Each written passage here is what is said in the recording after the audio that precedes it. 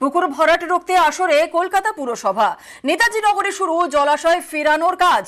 পুকুর ভরাটের খবর পেয়ে পুলিশ নিয়ে ঘটনাস্থলে পুরসভার পরিবেশ বিভাগ। শুরু হলো পুকুর কাটার কাজ।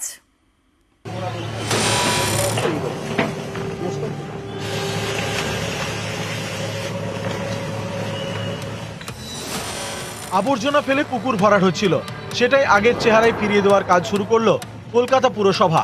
এই ছবি নেতাজি নগরের জোড়াবাগান এলাকার।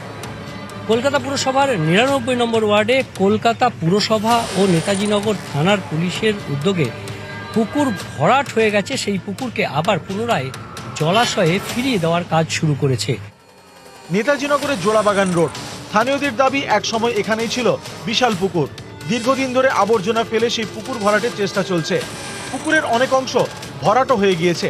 এমন অবস্থা হয়েছে যে এখন আর পুকুরের জলই দেখা যায় না।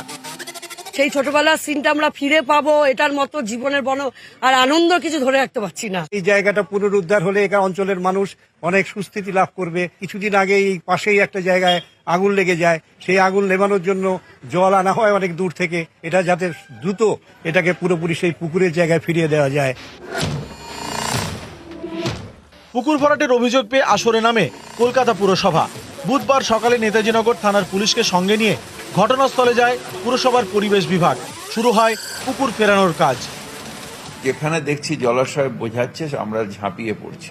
বড় ইঞ্জিনিয়াররা তাদের এই কাজের সাথে আমরা যুক্ত করে দিই, অর্থাৎ একটা এসি তারাও নজর রাখবেন যে কোথাও জলাশয় বুঝিয়ে যাচ্ছে কিনা।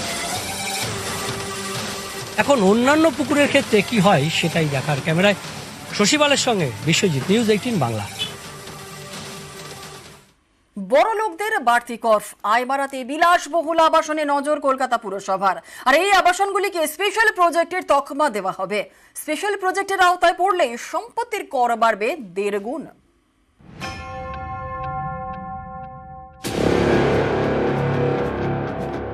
আয় বাড়াতে নতুন প্ল্যান, কলকাতা পুরসভার নজর বিলাসবহুল আবাসনে।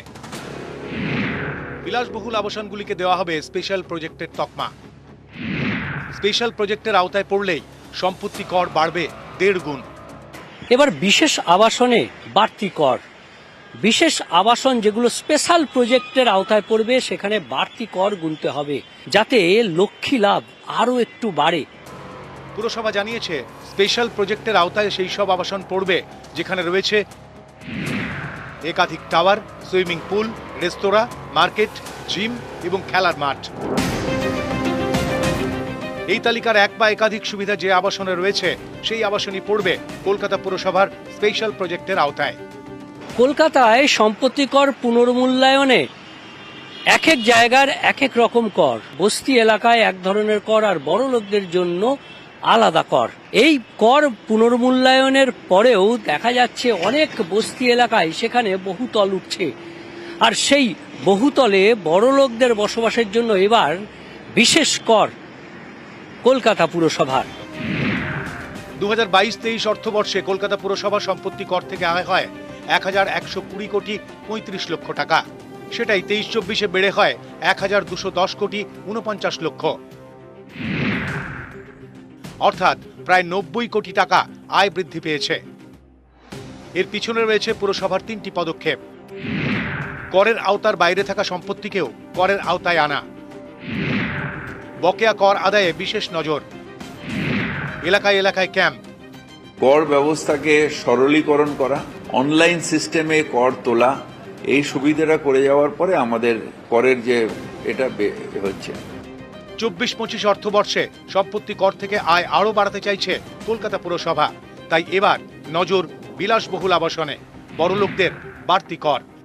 ক্যামেরায় শশী পালের সঙ্গে বিশ্বজিৎ সাহা, নিউজ 18 বাংলা।